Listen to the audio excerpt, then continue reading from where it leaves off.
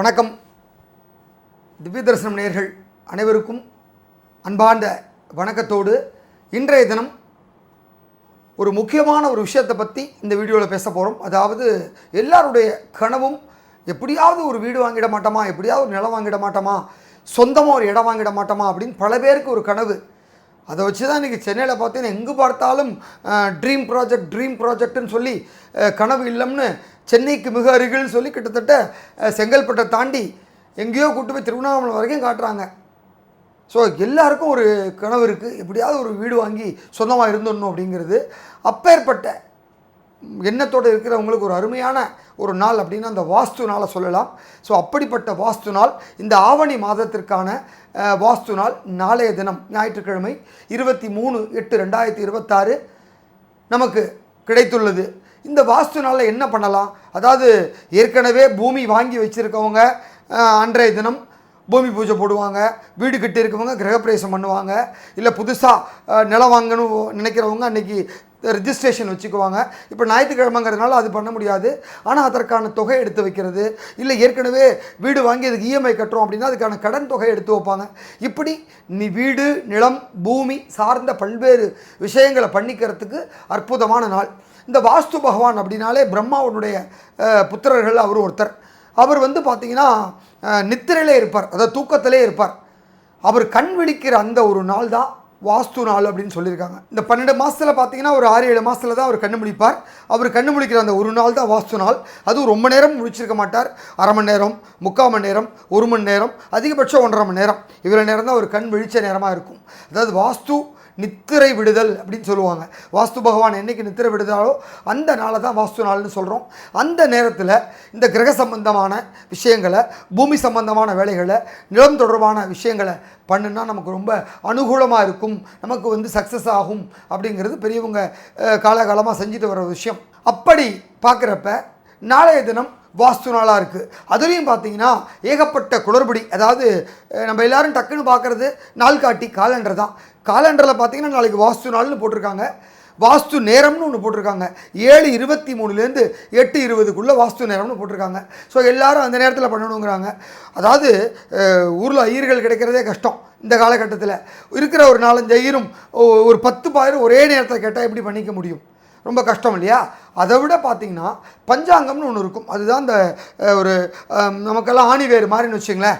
இது எல்லாத்தையுமே முன்கூட்டி கணிக்கக்கூடியதான் பஞ்சாங்கம்.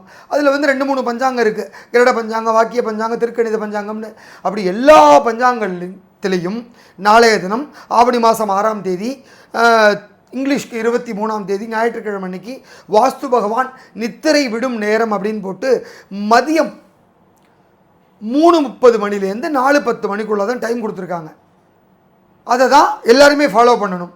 ஆனால் இந்த கேலண்டரில் காலம்பர வாஸ்து நேரம்னு போட்டதுனால எல்லாருக்கும் ஒரு குழப்பம் இப்போ ஏற்கனவே மத்தியானம் பூஜை பண்ணலாமா, சூரிய அஸ்தமன நேரம் ஆகிடுச்சே, உச்சி காலத்துக்கு மேலே பூஜை பண்ணுறமே அது பலன் இருக்குமா, சாப்பிட்டுட்டு பண்ணுறமே அப்படிங்கிற மாதிரிலாம் எல்லாருக்கும் ஒரு டவுட்டு. நான் ஏற்கனவே சொல்லியிருக்கேன், வாஸ்து பகவான் எப்போ கண்ணு விழிக்கிறாரோ அப்போ நம்ம வாஸ்து பூஜைன்னு சொல்லி பண்ணிக்க போகிறோம். அது மத்தியானமாக இருக்கலாம், இரவு நேரமாக இருக்கலாம், அதிகாலையாக இருக்கலாம், ராகு காலத்தில் இருக்கலாம், யமகண்டத்தில் இருக்கலாம், அஷ்டமியில் இருக்கலாம், நவமியில் இருக்கலாம், சனிக்கிழமையில் இருக்கலாம், செவ்வாய்க்கிழமையில் இருக்கலாம். இப்படி எதுவுமே கிடையாது. நம்ம என்ன பண்ண போகிறோம்? வாஸ்து நாள்னால் அதை மட்டும்தான் பார்க்க போகிறோம். அதுதான் பிரதானம்.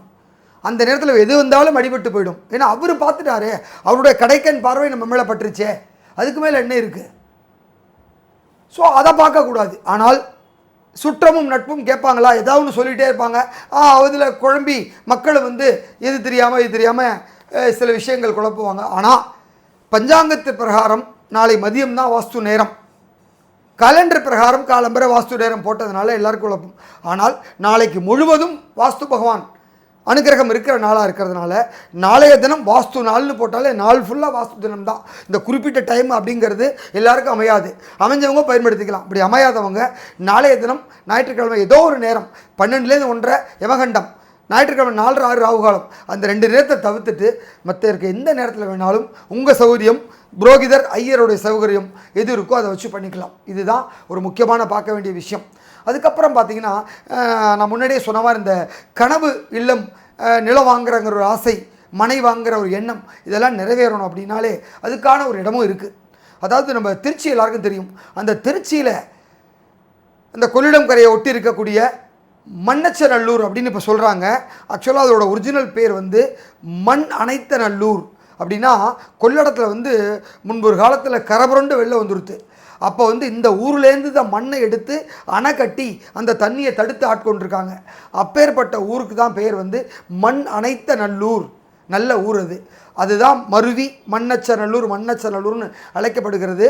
அங்கே இருக்கிற சிவாலயத்தினுடைய பேர், அம்பிகையினுடைய பேர் வந்து தர்ம சம்பர்த்தனி அம்பிகை சமேத பூமிநாத சுவாமி. அதுதான் சுவாமியினுடைய பெயர். அங்கே இருக்கிற அந்த சிவனுடைய பெயர் வந்து பூமிநாதன். அப்படிங்கிறனால பூமி தொடர்பான இருக்கிற எல்லா சிக்கல்களுக்கும் தீர்வாக இருக்கக்கூடியவர் அந்த சுவாமி. அங்கே இருக்கிற சுவாமியை போய் பார்த்தோம்னா நமக்கு பூமி அமையாமல் இருக்குது அப்படின்னாலே அவரை பார்த்ததுக்கப்புறம் நிச்சயமாக ஒரு மண்டலத்துக்குள்ளே ஒரு பாசிட்டிவான ரிசல்ட் வரும். அதுக்கப்புறம் பார்த்திங்கன்னா வாஸ்து தோஷம், வாஸ்து சாபம், இல்லை அந்த மனையில் இருக்கக்கூடிய அந்த வடகிழக்கு தென்கிழக்கு மூளை வந்து ஏற்ற இறக்கமாக இருக்கிறது, இல்லைன்னா வாஸ்து தவறுதலாக வீடு கட்டியிருக்கிறது. நாங்கள் எல்லாம் பார்த்து பண்ணோம், இருந்தாலும் வந்து வாஸ்து தோஷம் இருக்கிறதுனால எங்களுக்கு எக்கச்சக்க பிரச்சனைகள் இருக்குது அந்த புது வீட்டில். நாங்கள் என்ன பண்ணுறது, வீட்டை இடித்து கட்டுறதா, வீட்டை மாற்றுறதா, வீட்டை விற்கிறதா அப்படின்னா நிறைய பேர் குழப்பிட்டு இருப்பாங்க. அவங்க எல்லாம் போய் வணங்க வேண்டிய கோவில் இந்த பூமிநாத சுவாமி தான். ஒரு வாட்டி அங்கே போயிட்டு அங்கே சில பரிகாரங்கள்லாம் சொல்லுவாங்க. அதெல்லாம் பண்ணிட்டு வந்தால் நிச்சயமாக உங்களுடைய வாழ்க்கையே மாறி போயிடும் அதுக்கப்புறம். ஏன்னா அந்த பூமிநாத சுவாமினா பூமியில் இருக்கக்கூடிய இந்த 16 வகையான தோஷங்களை போக்கக்கூடிய ஒரு அற்புதமான சிவாலயம் அது. அங்கே இருக்கிற சிவபெருமானுடைய பூமிநாதனுடைய அனுகிரகம், அம்பிகை தர்ம சம்பர்த்தனுடைய அனுகிரகம்.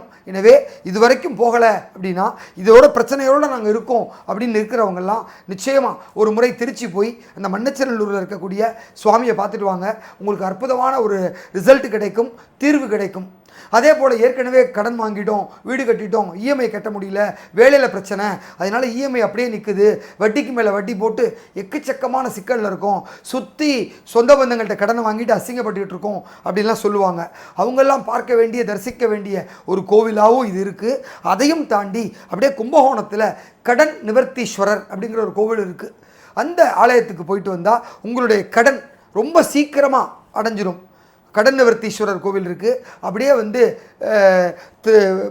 ரிட்டனில் வரப்போ அங்கேவே பார்த்தீங்கன்னா இந்த குளிகன் மாந்தன் 2 பேருக்கும் ஒரு கோவில் இருக்குது திருப்பாந்திபுரம் பக்கத்தில். அந்த கோவில் பார்த்திங்கன்னா ரொம்ப அற்புதமான ஒரு கோவில். இந்த 2 பேர் யாருன்னா குளிகனும் மாந்தனும் சனி பகவானுடைய பசங்க. அவரை வந்து தரிசனம் பண்ணோம் அப்படின்னாலே குளிக பகவானை கடனை சீக்கிரமாக அடைச்சி கொடுத்துருவார். அவருக்கு அப்பேற்பட்ட சக்தி இருக்குது. ஸோ அந்த மாதிரி நம்ம கடன் அடைக்க வேண்டிய, நான் ஏற்கனவே சொல்லியிருக்கேன், ஒவ்வொரு நாள் குளிகன்னு ஒரு டைம் இருக்கும். அந்த டயத்தில் யாருக்கெல்லாம் இஎம்ஐ கட்டணுமோ, கடன் பிரச்சனையாக இருக்கோ, முடிஞ்ச தொகையை அங்கே சேர்த்து வைங்க. எவ்வளவு சீக்கிரம் கடன் அடையுதுன்னு பாருங்கள். அந்த குளிகை நேரத்தில் கடன்காரருக்கு நீங்கள் பணத்தை இஎம்ஐயாக செலுத்தலாம், பேங்க் மூலிமா செலுத்தலாம், நேரில் கொண்டு கொடுக்கலாம், அடமானம் வச்சதை திருப்பலாம். இப்படி பல விஷயங்கள் அப்போ பண்ணால் அனுகூலமாக இருக்கும். ஸோ அதனால் இந்த குளிகனையும் நீங்கள் வணங்கினீங்கன்னா இந்த பிரச்சனையிலேருந்து விடுபடலாம். ஸோ இந்த ஆவணி 6ஆம் தேதி, ஆகஸ்ட் 23ஆம் தேதி நாளை ஞாயிற்றுக்கிழமையை ஒரு அற்புதமான வாஸ்து நாளாக இருக்குது. ஆவணி மாதம் வளர்பிற முகூர்த்தம். இந்த முகூர்த்த நாளை பயன்படுத்தி எல்லா விதமான சௌக்கியமான பூமி நிலம் சார்ந்த விஷயங்களை பண்ணி பயன்பெறணும் அப்படிங்கிறத சொல்லி விடைபெறுகிறேன். நன்றி.